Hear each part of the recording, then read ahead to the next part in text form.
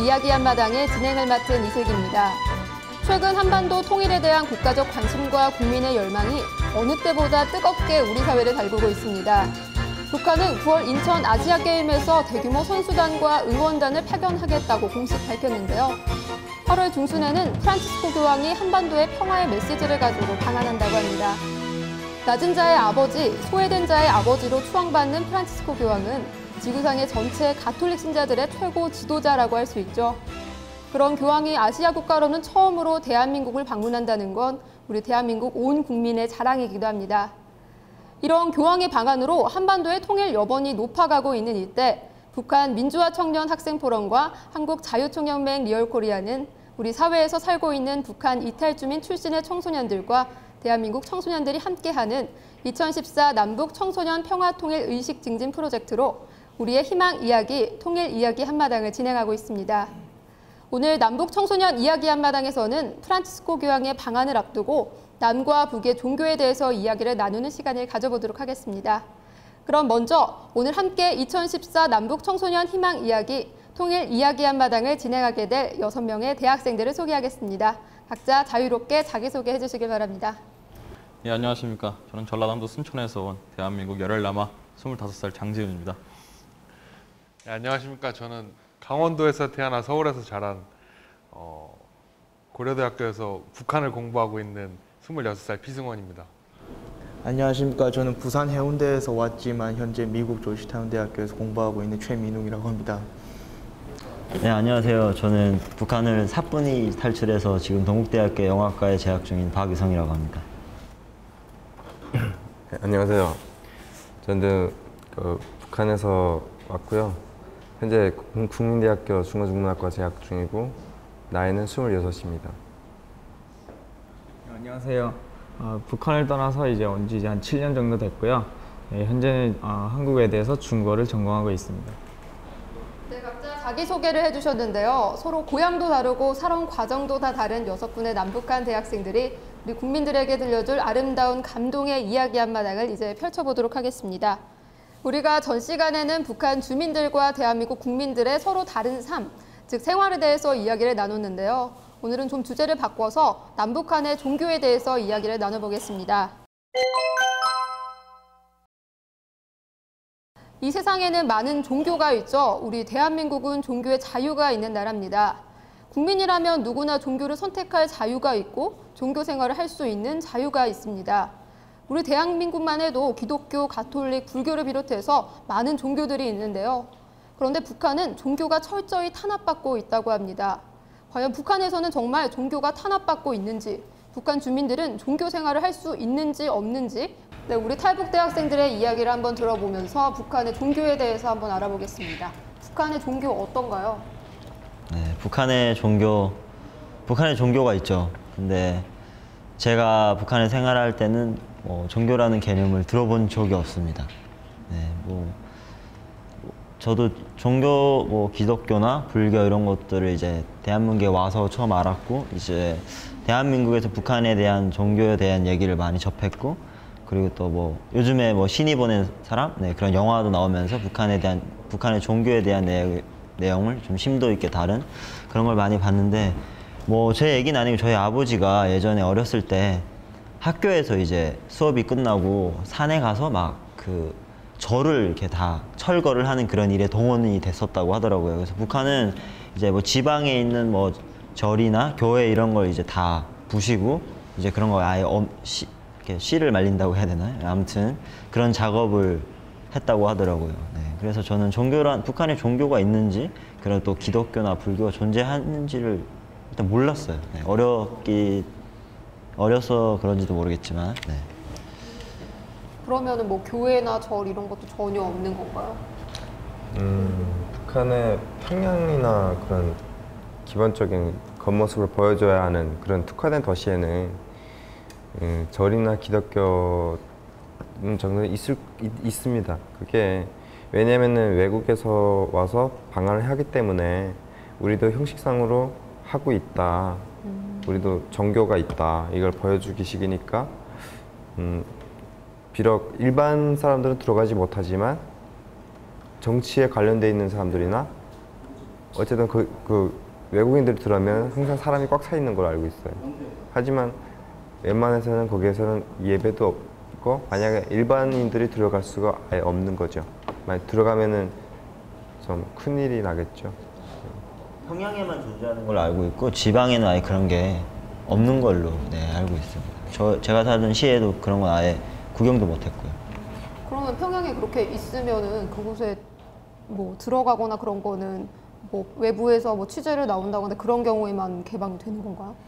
네, 그런 걸로 알고 있습니다. 그리고 또 저희 때는 뭐라고 해야 되지? 그 굿이나 미신은 들어봤어요. 왜냐면은 그 어르신들이 자주 하는 거니까 이런 미신, 굿이나 뭐 이렇게 손금을 본다던가 이런 건 있는데 종교에 대한 기독교, 불교나 그런 것에 대해서는 전혀 배운 적이 없습니다. 제가 어릴 때 얘기하세요. 제가 고향이 평안남도에서 왔어요. 거기서 케이블로 중국에서 그때 서유기를 방영했던 거 한 번 방영을 했었네요. 그거 보고 그냥 영화로만 봤지 저게 뭐지라는 그냥 괴물이구나 이런 생각으로. 그 굿이나 이런 무당집도 북한도 합법적으로 되는 게 아니라 정말 몰래 장사하듯이 해서 이제 뭐 북한은 이제 안전부라고 이제 우리를 말하면 경찰서가 있는데 그런 데서 이제 막 단속도 나가서 이제 못하게 하고 그래서 그것도 자유롭지 않게 이루어지는 그런 상황이라고 생각하시면 될 것 같아요. 그렇게 자유롭지 않은 상황에서도 이제 종교라고 하면은 믿는 사람들도 좀 있을 것 같아요. 혹시 믿는 사람들도 있나요? 네, 믿는 사람 그 북한에 있을 당시에는 제가 들어본 바가 없지만 이제 남한에 와서 이제 중국에서나 이제 들어본 바로는 북한에도 이제 지하 교회라고 있어가지고 거기서 이제 몰래 이렇게 굉장히 열정적으로 종교 생활을 한다고 들었어요. 근데 이제 북한에는 이제 종교의 자유가 없다는 것은 이제 저희가 탈북을 하면 중국으로 가잖아요. 중국으로 가면 중국에서 가장 먼저 저희를 접할 수 있는 것이 바로 교회예요. 교회 목사님들이 저희들을 찾아와서 이런 하나님이 이렇게 우리 인간을 사랑하시는 뭐 이런 식으로 해가지고 저희들을 이렇게 전도를 하죠. 저희는 그 얘기를 듣는데 이제 북한에서 저희 다시 잡혀나가면 북한 정부에서 이렇게 얘기해요. 혹시 너희 하나님 믿으라는 소리는 못 들었냐, 아니면 목사나 전도사 같은 사람 만난 적이 없느냐, 그거를 묻고, 아니면 그거에 대해서 전혀 모른다고 하면 이렇게 물어봐요. 요만한 작은 책 같은 걸 받은 적이 없냐, 이런 식으로 묻거든요. 만약에 있다고 하면 그 사람은 바로 정치범 수용소에 수감될 수 있는 거예요.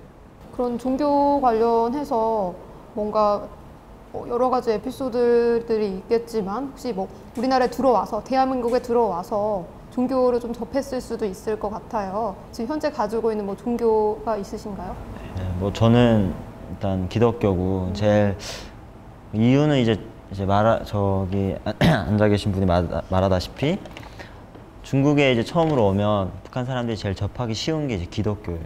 그리고 또 기독교의 도움을 받아서 한국까지 오는 사람들도 많기 때문에 이제 기독교에 대한 그런 믿음이 제일 좀 많은 것 같아서 저도 종교가 기독교고 이제 기독교를 다니면서 북한에 대한 이제 교회나 이런 걸 들으면서 예전에 해방이 되고 나서 북한이 이제 이렇게 북한과 남한이 갈리기 전에 북한에도 교회가 있었고 많은 사람들이 교회를 다녔다고 해요. 그리고 사실 중국과의 교류가 더 많은 쪽이 북쪽이었기 때문에 북한 쪽에 교회가 더 많이 있다고 제가 들었고 그래서 아직까지 연세가 많으신 분들은 그때 그 믿음이 뭐 교회를 다 허물고 이제 믿지 말라고 말한다고 이제 그 사람들이 믿음이 사라지는 건 아니니까 그 사람들이 아직까지 이제 북한의 정부의 눈을 피해서 아직까지 몰래 하나님을 믿고 신앙심을 가지는 집에다 이제 십자가를 걸어놓고 이제 정말 은밀하게 아무도 모르게 이렇게 기독교를 믿고 있는 사람들이 있다고 하더라고요. 다른 분들은 종교를 가지고 계신가요, 이제? 네, 저희도 초창기 북한에서 이탈했을 때 도움을 많이 줬던 단체가 기독교예요. 그리고 지금까지 살아올 수 있었던 큰 계기도 기독교가 지원을 해줬고요. 하지만 한국에 와서 한 3, 4년 정도 더 믿다가 떠났어요, 제가. 현재는 무교 상태입니다. 네, 그렇다고 제가 기독교를 떠났다고 해서 제가 믿고 있는 하나님을 버린 건 아니고 그냥 종교가 실증이 나서 기독교가 실증이 나서 제가 알던 그런 기독교가 아니라 지금 많이 좀 이상하게 된 것 같아서 종교에 이제는 좀 집착하지 않으려고 지금 현재는 그러고 있습니다. 잘하셨네요. 종교 가지고 계신가요? 저도 이제 원래는 초창기에 이제 중국에 있을 때는 중국에서 이제 교회 도움을 굉장히 많이 받았어요. 저희가 이제 부모님이랑 떨어져 있다 보니까 이제 교회에서 저희 고아원이라고 있어요. 북한 어린 아이들만 이제 키워주는 그런 고아원이 있는데 저희가 거기서 한 3년 정도 살았거든요. 이제 중국 공안으로부터 저희를 이제 보호해주고 이제 굉장히 고마웠던 기억이 있어요. 그래서 남한에 와서도 이제 굉장히 열심히 있고 했는데 이거 어떻게 보면 개인적인 얘기지만 좀 교회에 대한 좀 실망이 좀 있었어요. 그래가지고 교회를 나가지 않고 이제부터 뭐 그렇다고 해서 제가 하나님을 안 믿는 게 아니고 하나님은 제가 믿고 있대 이제 교회는 좀 멀리하자 해가지고 현재는 이제 교회는 안 나가고 있는 상태입니다. 네, 종교를 믿으면 정치범 수용소를 끌려간다는 이야기를 들었었는데요. 과연 북한에서는 종교를 가지고 있는 사람이 몇 명이나 될까 하는 의문까지 듭니다. 그럼 종교의 자유가 있는 대한민국에서 살고 있는 남한 학생들은 종교 생활을 하고 있는지 한번 물어볼까요? 종교 생활 하고 계신가요? 예, 저도 사실 종교를 가지고 있었는데 최근에 종교에 회의감이 들어서 말하자면 북한은 이제 뭐 종교가 이제 뭐 김씨 일가지 않습니까? 뭐 백두혈통이니 뭐 장군이 뭐 축지법 쓰신다는 등 신격화를 하는데 반면에 우리나라는 이제 종교의 자유가 있어요. 있음에도 불구하고 종교들이 뭐 교리가 말하자면 뭐 믿음, 소망, 사랑, 뭐 관용 아니겠습니까? 근데 서로 너무 이제 배타적으로 이렇게 자기들의 이익을 쫓는다는 거죠. 이게 말하자면 이제 뭐 최근에 이제 일련의 사건들을 보면은 뭐 부처님 오신 날 천주교에서 현수막을 걸어주고 뭐 크리스마스에 뭐 절에서 현수막을 걸어준다는데 이렇게 서로 이렇게 이타적으로 서로 이렇게 서로의 종교를 존중해주면서 이렇게 살아갈 수 있는데 왜 그게 안 되는지 종교의 자유가 있음에도 불구하고 왜 우리는 그런 종교를 이렇게 현명하게 누리지 못하는지 저는 거기에 통탄스러울 뿐입니다. 탈북 대학생분들께서 말씀하신 걸 듣고 다시 한번 너무 많이 가진 자들과 가지지 못한 자들의 차이에 대해서 생각을 해봤는데요. 이게 사실 뭐 원래 옛날에 뭐 천주교 같은 경우에도 밀라노 칙령 이전에는 지하에서 활동하다가 잡혀가면 뭐 지하 감옥 카타콤베 같은 데 잡혀서 굉장히 가혹한 생활을 할 수밖에 없었는데 지금 북한이 지금 같은 상황이지 않습니까? 그러니까 반면에 우리 같은 경우에는 뭐 다 종교 생활도 할 수 있고 뭐도 할 수 있고 그런데 이게 집단이 비대화되면서 종교에 점점 등을 돌리게 되지 않습니까? 그래서 어떤 게 더 옳다고 할 수는 없는데 종교를 바라보는 그러니까 북한은 아예 종교를 모르고 산다면은 우리는 종교를 더 좋아할 기회를 우리가 스스로 잃어버리고 있지 않나 이런 생각을 해보고 있습니다.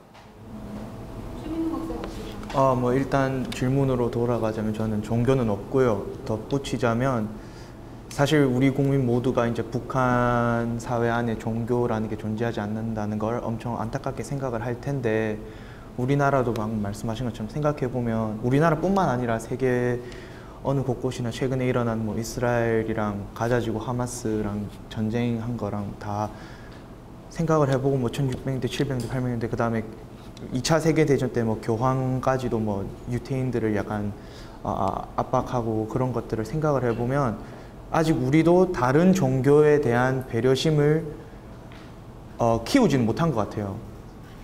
그래서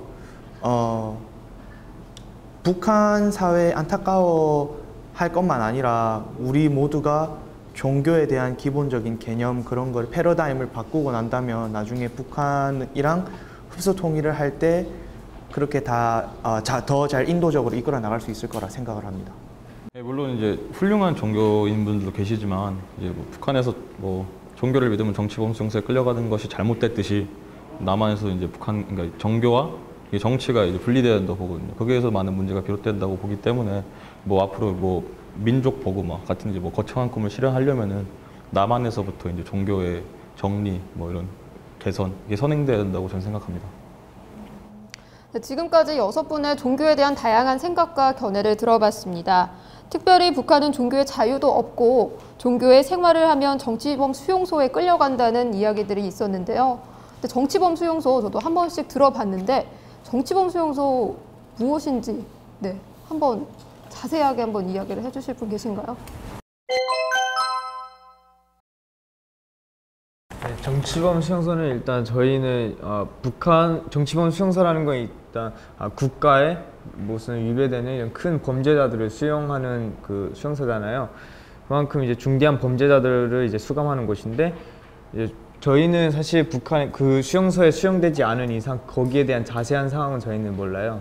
하지만 저희는 이제 정치범 수용소 하면 저희가 그냥 지나칠 수 없는 게 저희 아버님이 정치범 수용소에 수감됐었거든요. 그래가지고 저희는 그 수용소 이렇게 그거와 관련된 얘기만 들으면 굉장히 좀 지나칠 수가 없어요. 그래서 물론 거기에 이제 수감돼 있던 친구들이나 이제 지인들 분의 말을 듣기로는 굉장히 잔인하고 굉장히 무서운 곳이라고만 알고 있습니다. 혹시 다른 분들 알고 계시는 거 있나요? 네, 일단은 그 수용소란 현재 북한에 남아있는 사람들 중에 한 60-70%는 한 번씩 다 수용소에 수감됐었던 적이 있다 할 정도로 그렇게 어마어마하게 수용소가 많이 분포되어 있다고 알고 있습니다. 그리고 또 조금만 좀 법에 어긋나는 일을 해도 그냥 수용소에 가거나 또 정치범 수용소와 또 다르게 다른 구치소 같은 데 있는데 거기도 정치범 수용소와 다를 바 없이 좀 환경만 다를 뿐이지 똑같이 맞고 못 먹고 그리고 사람 대접 못 받고 그런 것이 지금 수없이 많다고 하니까 또 매해마다 숫자도 증가하고 있고 지금 정치범 수용소가 많은 이제 지역에 분포가 돼 있는데 제가 알기로는 범행이 되게 저희가 듣기로는 되게 어이없는 범행들로 이제 거기에 정치범 수용소가 끌려간다고 하더라고요. 만약에 사람들이 모두 앉아서 북한 일단 3명 이상의 사람들을 한 곳에 그러니까 모이지 못하게 하는 그런 체제가 있나 봐요. 근데 만약에 한 2명, 3명이 앉아서 약간 김씨 일가를 좀 비방하거나 증상하는 그런 얘기를 조금이라도 하면 그 사람은 다음 날에 사라지는 거예요.